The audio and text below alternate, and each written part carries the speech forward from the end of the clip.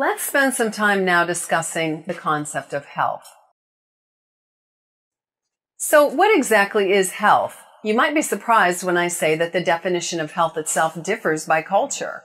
The World Health Organization describes health as a state of complete physical, mental, and social well-being, not merely an absence of disease or infirmity. But this definition ignores the fact that many cultures regard the natural, spiritual, and supernatural dimensions of health as crucial as well. Going into more detail, things that are often considered with regard to health and the worldview of many cultures include harmony or balance with nature, the absence of malevolent environmental forces such as extreme weather conditions or pollution, and one's relationship with the universe or interaction with God's will. Pleasing ancestor spirits may also be considered vital to good health. Here we have a photo of a Chinese man practicing Tai Chi, which emphasizes balance and harmony and a mind-body-soul connection. In many cultures, health may not be assessed by symptoms at all. As long as the person has the ability to accomplish their daily responsibilities, they are considered healthy.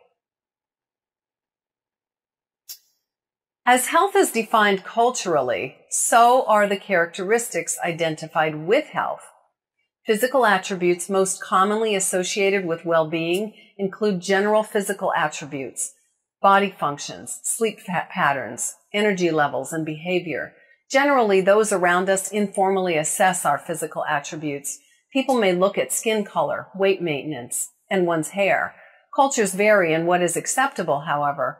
For example, someone with a BMI of 16 may be considered unhealthy looking in France, but completely normal in a country such as India. Some cultures may consider greasy hair with large dandruff flakes to be completely acceptable, but mainstream American thought is that hair should be clean, shiny, and flake-free. Normal body functions are generally also assessed, but may differ. In some cultures, a bowel movement once every 3 to 4 days is considered normal, whereas other cultures think it should happen every day. Sleep patterns, energy levels, and behavior are also generally assessed, with norms varying by culture. Body image is another area of significant cultural variation. Perceptions of weight, health, and beauty differ worldwide. While thinness is valued in the United States, it is historically associated with poor diet and disease in most cultures. Many cultures, including Africans, Caribbean Islanders, Filipinos, Mexicans, Middle Easterners, American Indians, and Pacific Islanders, actually value being overweight. We often see these values change with immigration, however. Body image and beauty are even perceived differently as time changes. A century ago, this woman was considered to have a beautiful body. Now we have pencil-thin runway models as our role models for what a beautiful, healthy body should look like. So, how does our worldview affect health maintenance and health habits? Most cultures agree that a good diet, sufficient rest, and cleanliness are important for health, but they do differ in judging when these conditions are actually present. Americans might say that a good diet is a 3-meal-per-day pattern containing all of the food groups with limited fat, adequate fiber, and lots of fruits and vegetables, while a person of Asian descent may feel that a balance of yin and yang foods are what makes a diet healthy. Majority American thought is that one should generally bathe on a daily basis. In some cultures, once per week is considered adequate, while still others, such as the Filipinos, bathe several times per day. Exercise also varies. In many cultures, exercise is built right into the workday, and the thought of going to a gym to exercise is completely foreign. Cultures may also vary with regard to the acceptability of alcohol and smoking. They may not feel that wellness checkups are necessary either, and will only visit a doctor when they're ill. With regard to health maintenance, there are some health habits that we frequently see worldwide. Dressing warmly and avoiding going outdoors with wet hair are generally agreed upon as important. Many cultures believe that daily doses of cod liver oil or molasses are health promoting. Frequently, natural amulets such as camphor bags or garlic cloves are used or worn to ward off disease or improve immunity. And last but not least, one's faith is often considered a factor in health. Blessings, prayer, or wearing holy medals may be considered protective. Differences in viewpoints affect clients' application of health maintenance behaviors, but generally, food habits are often cited as a vital area influencing a person's health. There are food habit concepts that most cultures agree upon, though. Most believe that good food habits promote strength, vigor, mental acuity, and equilibrium, or a balance between body and soul. There is also a worldwide belief that there should be a balance and moderation in the type and quantity of food. What constitutes balance may differ, however, and we will explore this next. Those from East Asian nations generally believe that the body is kept in harmony by the use of a balance of yin and yang, also pronounced yang foods. Yin foods are raw and soothing. They are cooked at lower temperatures and are white or light green in color. Yang foods, on the other hand, are high in calories, are cooked with high heat, and are generally spicy and red, orange, or yellow in color. Extremes in both should be avoided.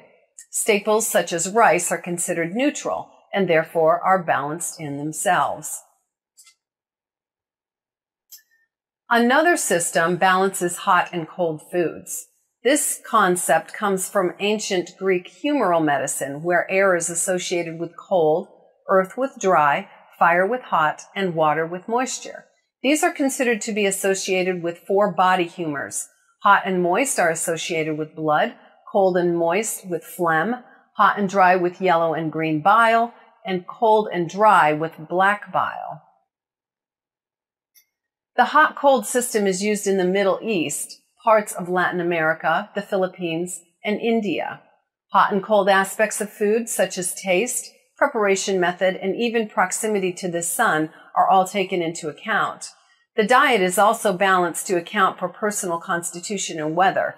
For example, more cold foods may be consumed during hot weather. It is also thought that the body must adjust to hot foods before cold foods can be eaten.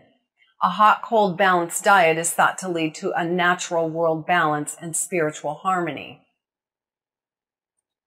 In general, the quantity of food is also associated with health. Ample meals are needed for good health. Light meals are reserved for the ill.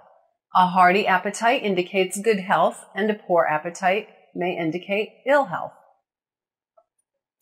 Foods may also be thought to represent strength and vitality. For instance, milk builds strong bones, carrots improve eyesight, or chicken soup is a cure for colds. This train of thought may or may not be rooted in science. As a side note, Asians refer to strengthening foods as pu, or bo. Some beliefs about how food relates to health point out a sympathetic quality of a food to explain its impact on people's health.